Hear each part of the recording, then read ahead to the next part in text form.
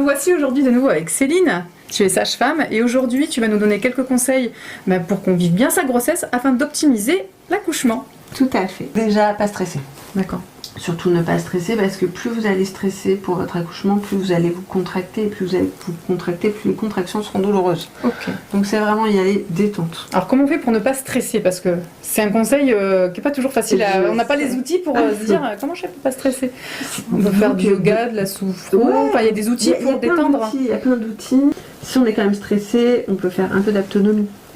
C'est parler à son bébé à travers le ventre de la maman, le papa peut intervenir, ça peut être vraiment chouette. L'autonomie, c'est vraiment une discipline qui est très chouette parce que ça apprend à mieux vivre, à mieux être dans sa peau, mieux vivre son accouchement, mieux... Et plus se connecter aussi avec son bébé. Exactement, plus se connecter avec son bébé, etc.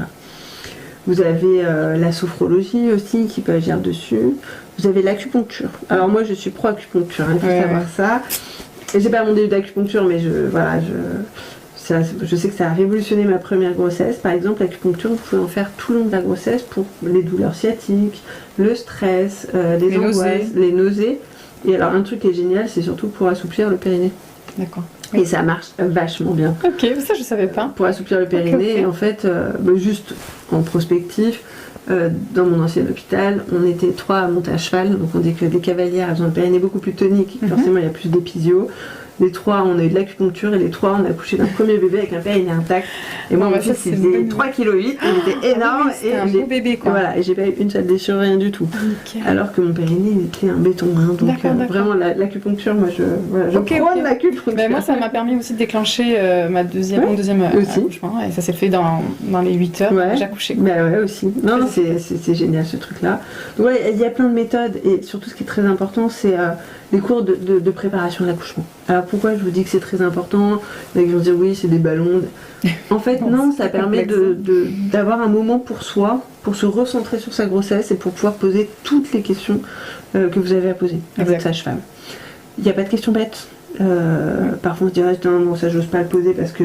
Non, il n'y a pas de questions bêtes en fait, on est là pour répondre à toutes les questions et on est là en fait pour vous rassurer, pour vous accompagner. Parce qu'en fait, le métier d'une sage-femme, c'est pas de dire voilà, il faut accoucher comme ça, c'est vous accompagner pour que vous viviez au mieux votre grossesse et au mieux votre accouchement. C'est vous la maîtresse de l'accouchement. Exactement. Donc, la sage-femme va aider. Et puis ce lieu-là de préparation à la naissance, il y a d'autres femmes enceintes qui sont... Bien sûr. Avec leurs questions, leurs angoisses, leur histoire.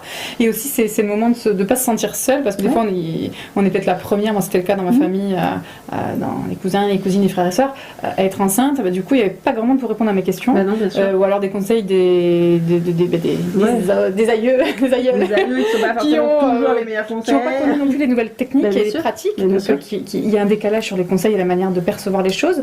Donc là, il y a des personnes de notre tranche d'âge, de génération, et c'est super agréable d'avoir comme ça un réseau qui se crée aussi, parce qu'on peut changer les numéros.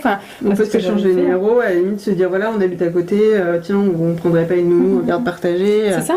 Et puis après, garder peut-être des affinités et dire tiens, mon fils il va à telle école et moi mon fils il va à telle école. C'est d'avoir du réseau solidaire. Exactement. Parce que quand on est parent, c'est pas rien. Et la grossesse aussi peut être assez parfois anxiogène en fonction de son histoire. Exactement. Et puis parfois on n'ose pas, il y a des peurs qu'on intériorise et dont on n'ose pas parler à notre famille, à nos proches, parce qu'on a peur d'être jugé. Et en fait là vous vous retrouvez avec d'autres patientes qui sont quasiment au même terme que vous, qui ont les mêmes angoisses. Exact. Et le fait d'échanger, en fait, le fait de communiquer diminue le stress. Exactement, ça sort. C'est ça, exactement. Très bien. Est-ce que tu as d'autres conseils pour la grossesse? Se reposer. Se reposer beaucoup, surtout avant l'accouchement. Parce qu'après c'est possible quand c'est la première grossesse, c'est possible, c'est ça que je veux dire. Exactement. Quand on a déjà un enfant, c'est un concept le repos. C'est un moment dans votre vie où vous allez pouvoir prendre soin de vous, vous recentrer sur vous, sur vous, votre bébé, vos émotions. Et on a le droit d'être très égoïste. Déjà, je trouve qu'on a le droit d'être égoïste, c'est important pour soi.